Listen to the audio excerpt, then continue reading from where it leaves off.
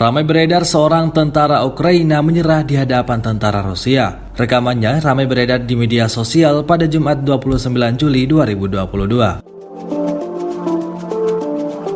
Memasuki hari ke-155, salah satu tentara Ukraina mengambil keputusan yang tak diduga. Tampak tentara itu berlari keluar dari arah hutan menuju jalan raya. Alih-alih melawan, tentara Ukraina itu malah langsung meletakkan senjatanya dan menyerahkan diri di hadapan tentara Rusia. Belum diketahui pasti alasan tentara Ukraina itu menyerah, termasuk tempat kejadian ini berlangsung.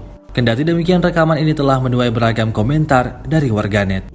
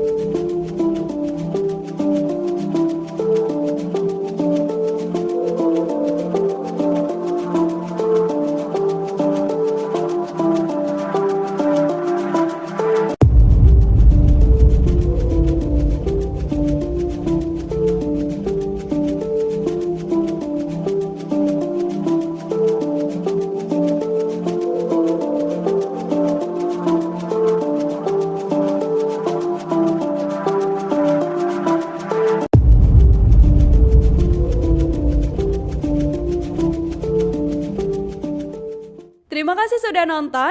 Jangan lupa like, subscribe, dan share ya.